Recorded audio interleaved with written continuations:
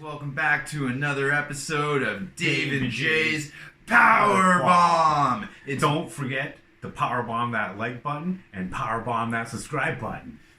Good thinking. Thanks, man. And we're covering May 13th episode of AEW Dynamite. We're back at Daly's place. We got the original commentary team there. Le Champion, he's got bigger things on his plate. More about that tonight. Yeah. Then we got off the bat. Yeah, we got some words from Murderhawk and Jake Roberts. And is he going to issue an apology to our highest rated episode to date? Thanks, guys. Brandy's wife getting that snake all over her. So, yeah, did we get the apology from Jake? No apology for the new normal. Yeah. Jake says, once you step in between these ropes, it is no man's land. Cody should have known that. He's supposed to come from a family of fine wrestlers. But he did come out. He came, driving 10 feet in a fence, and then came out and started kicking Murderhawk's ass right off the bat. They must have a deal with Ford Trucks or something, because, Cody comes in, smashes the barrier. It's pretty cool, and then him and Murderhawk just go toe-to-toe. Yeah, and, Jake Roberts even says, no, man, save it for the real battle. Yeah, and because you're actually getting your ass kicked. Yeah, he's on the mic the whole time. It's getting crazy. I thought Cody was gonna go after that old man. But yeah, he was Jake Roberts. Jay Roberts. Yeah. It's dude, I said, what was Jay Roberts saying to Murderhawk when he was backing him off there? Well, okay, I guess we're getting Jay Roberts. Yeah. No random JF. You better get back into the compound and have a little bit of civil iced tea and simmer on down there. I'm pretty sure that's what he said. So Cody was just in the ring. Come on, Cody. Yeah. Enough of that, though. Let's get on to the actual show. Yeah, so then, we have Jungle Boy and Luchasaurus with Marko Stunt to Jurassic Express, and they're going up against Best Friends. And Freshly Squeezed. That's right, Orange Cassidy. And, this was a crazy match. They're saying that Best Friends are, number one contenders, I believe, to the AEW Tag Team Champions. They're doing this whole thing about how, talking about before the match, look how stacked the tag team division is. It's true. It really is the most stacked. Even this match was, it was considered, I guess, AEW tag team standards as average, which is actually pretty high standard of average. Best tag division in any company, especially that other company. But we're not here to talk about that. So the Best Friend spot happened outside the ring, the big hug, but it was interrupted by a, what would they call it, Supe Interruptus by Jungle Boy. No, man, just wait. Yeah, Jungle Boy. Jungle Boy dives in there, and then Ray Phoenix. Yeah, comes on out and just kind of gives freshly squeezed sweet chin music. Oh, he ran in and just gave him a big old kick or a knee or something. A big old flying karate kick. It was awesome. It just dummied him. Man, and Ray Phoenix wasn't even in the match. And then MJF comes out and beats the shit out of Jungle Boy. No, man, it was just chaos. It was excellent, beautiful chaos. There's only one member left of Jurassic Express who didn't take the beats, and it was Marko Stunt. But Wardlow, not to be outdone, beat the crap out of 115-pound Marko Stunt, and that was pretty cool too. Yeah. But then describe this crazy finishing move that Chuck Taylor pulled off, because I was writing the shit down. I caught the tail end of it, but he did a crazy finishing move, and it was Best Friends with a big win against Jurassic Express. I can't really explain it, but I know we're going to have pictures of it. Oh, for sure. Fade out. It was pretty... Chuck Taylor's been the finishing guy the past 2 weeks, that running pile driver into the sea of chairs on Jim Havoc last week's episode. Yeah, because when it was done, I was just I don't know what that was. That was awesome. Yeah, so I'm going to be taking a second look at it for sure, so we'll have some crazy pictures of that. Yeah. And so big win for Best Friends, certifying their spots as number one contender for your tag titles. Yeah. And then before we go to commercial, Moxley's coming to the arena and he slaps a camera, and the guy who was supposed to interview him was I've never seen Mox like this. And so we won't talk about that. Moxley showing no respect to the essential workers. That's right. Big ups to you guys. Yeah. And then we had a match filled with a lot of Jay's favorites, a lot of my favorites. Yeah. Introduce the lineup to this one, Jay. Penelope Ford, Kris Statlander, bloody Britt Baker, and Hikaru Shida. 4-way, 1 pin, and it's over. 1 pin or 1 submission in the ring. Yeah, fatal 4-way. Oh my god! Match starts off hot. Yeah, this was tough because there was 2 matches I thought could have been match of the night, and this was the women. They always step up and do it like. Yeah, so like Statlander, she's doing a lot of that boop action right off the hop, keeping it interesting. I wrote something down here, but I don't know if we need to talk about it. I don't want to diminish the caliber. Yeah, there will be no pictures, but we will be looking at it because there might have been a possibility of a Penelope Ford nip slip. Yeah, so we'll be slowing that down. We can't put pictures of that, obviously. We're not even going to put it in the title of the video. We don't want to get flagged because we're doing this for you guys, and we got to stay on the air. And and then so Kip Sabian gets involved as always, and him and Penelope Ford are doing a little tonsil hockey, and then Shida's like, because he grabs Shida, and Shida like can't escape, and then she ducks out, and there's like a little kiss there, and then Shida comes in and does some enziguri, taking out both of them, and then but Penelope Ford comes back later, and I forget who she hits this move on, but it was devastating. It was a reverse hurricanrana. That's a favorite of mine. She's a favorite of mine, so it's all good in the hood. And then like Britt Baker has Statlander at the end of the match outside of the ring with the lockjaw, so she can't run in to stop the pin. Where when you tell the result, Shida got the pin and is going to be fighting our champion. But the most amazing thing about that match was Britt Baker totally Canadian destroying. Oh yeah, the world's greatest alien. Yeah, that shit was crazy. That shit was crazy. I thought this was Britt Baker's match to win. Yeah, she hits the big Canadian destroyer, and it was so smooth and flawless. Like we're talking full-on Canadian destroyer, not Code Red where the guy flops on his back. It's like right on the head. I don't even think I've seen a woman pull that off in wrestling before. So she might be taking some tips from her boyfriend Adam Cole, who pulls off the. I think the Panama City Sunrise is what he calls that move. And so it's all good in the hood. It's all love here in the AEW community. And we are on to words from Pineapple Pete. And since Jericho started talking about him, now more people know who Pineapple Pete is. And he's embracing it. He realizes what Le Champion's done for him. And I'll let you say life is sweet there. He's probably using this like life's sweet for Pineapple Pete. I'm making that t-shirt money. He's making t-shirt money and all that shit. We won't talk about that yet because he's facing Le Champion later tonight. Life is sweet for Pineapple Pete at the moment. And then we got an Inner Circle match, Santana and Ortiz versus Omega and Hardy. Delete. And this was an excellent match. This was probably one of the matches of the night. It's so hard to tell because they can't even show instant replays in AEW because it's just so fast. And they're like, we just gotta keep going. We can't live in the past. Yeah, you were saying the whole time, like, this match has been nonstop, full intense. Let me do this more like Dave. This was intense. That's true. That probably was a bad day. Oh, well. Sorry. There's worse. So before the match started, Omega was jumped during his entrance. Broken Matt Hardy hadn't arrived yet because Omega's entrance was first. Wearing him down early, a very smart strategy by the boys. And then Hardy comes out, but he's in like no rush. Like he lets them lay the beats for like 2.5 minutes. Come on. He's like, I guess I'll come out. Okay. And then he tries to set everybody on fire. He tries to set the boys on fire. That's right. That was intense. Like those flames were too close. Yeah, that was dangerous. Matt Hardy, as much as I like him, like reckless. You put the boys in danger. It's not good.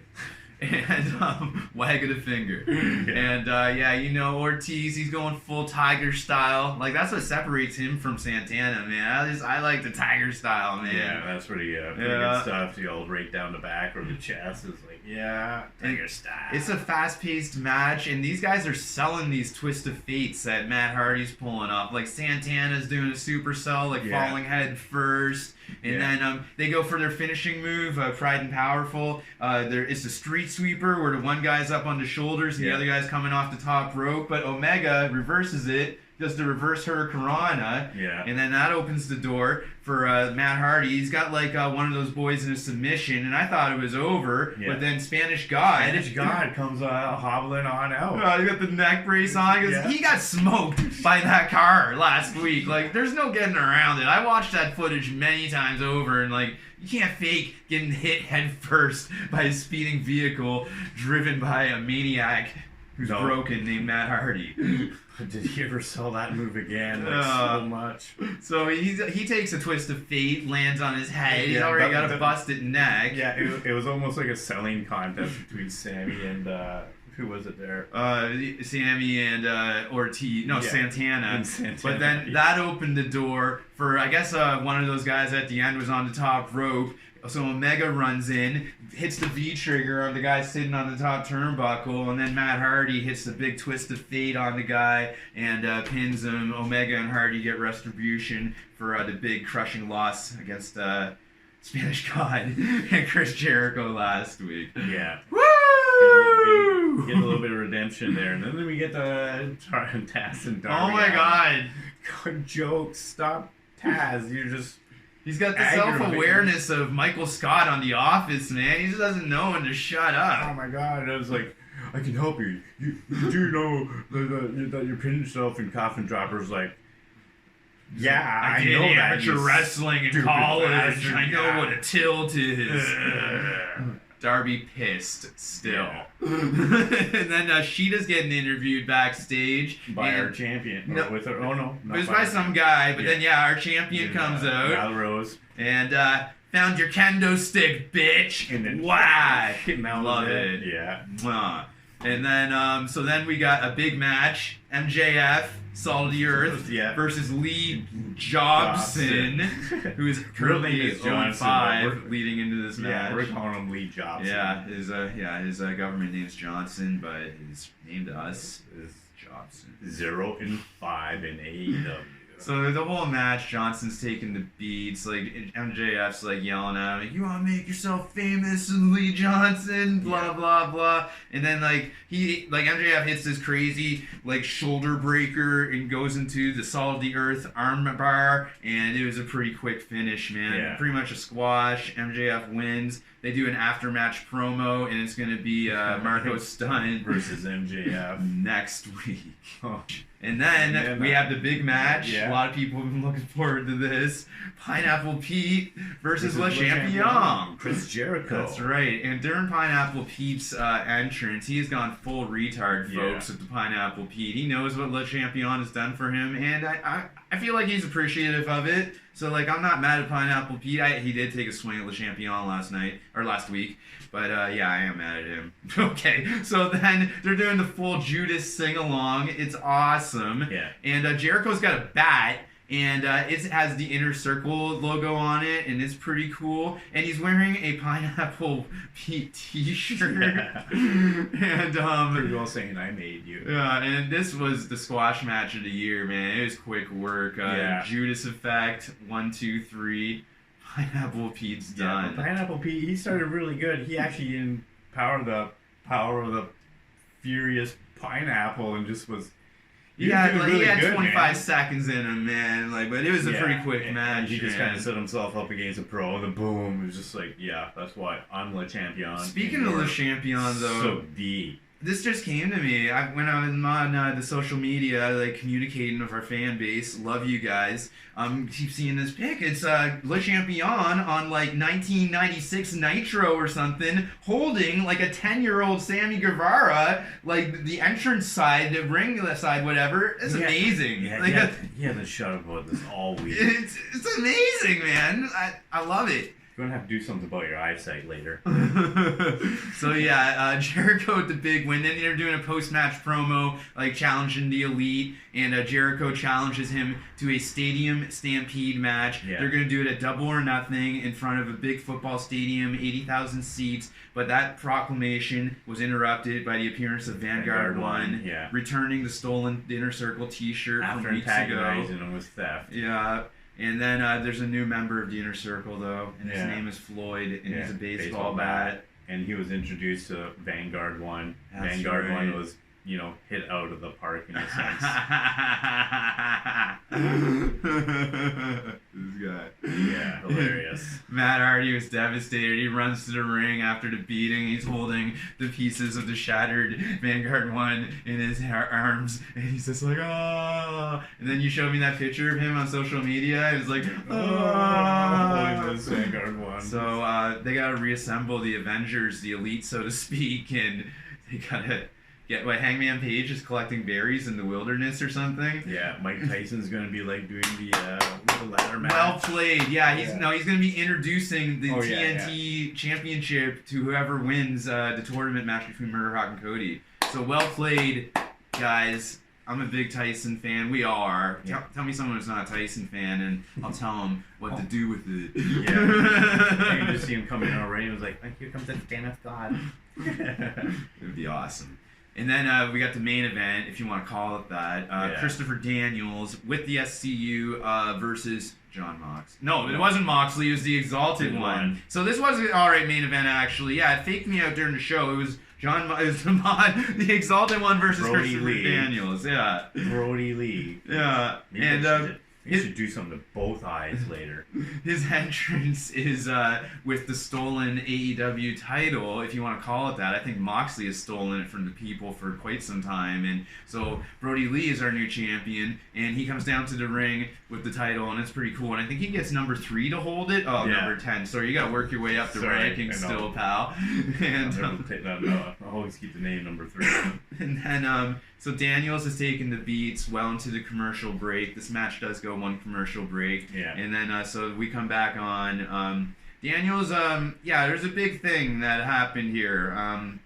So number 10 comes in, and he's distracting. And then, so that causes SCU, the 2 members of them, they're watching in the audience. They hop over the barricade. Get in the chaos, start beating the crap out of a number 10. Yeah, and then that allows Daniels, somehow a chair was introduced. I don't know who introduced it. It's probably SCU. Number 10 was carrying a chair around. Yeah, so it was in the ring, which allows Daniels to smoke Brodie Lee with the chair. And then he starts this huge offensive fury.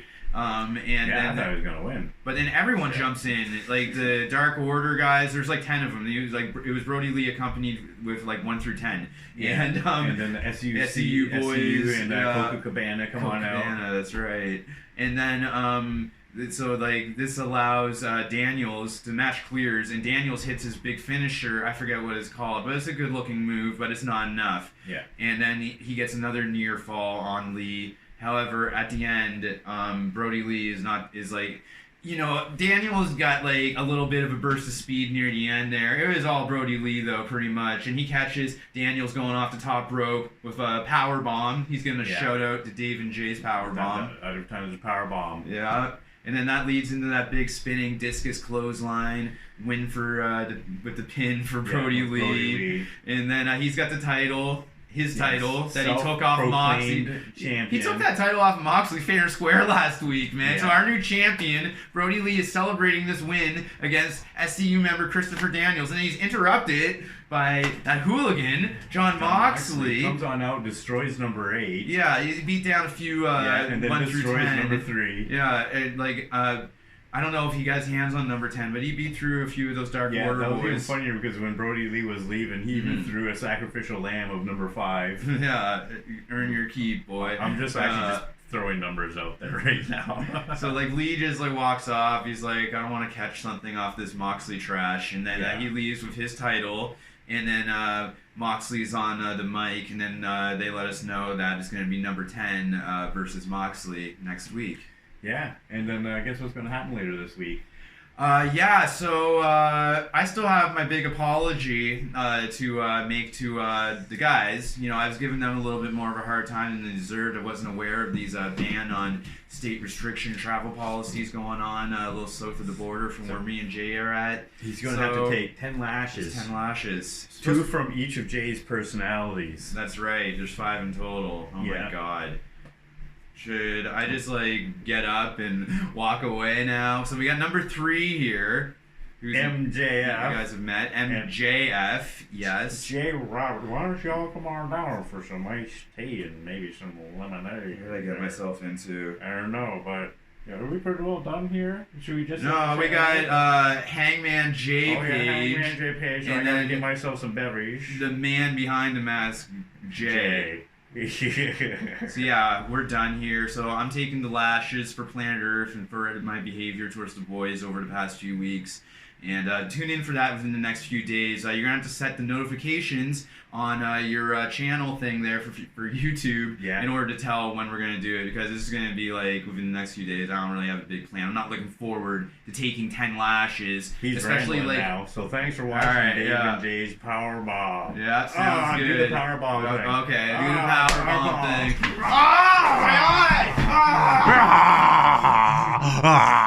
I'll get you, Moxley.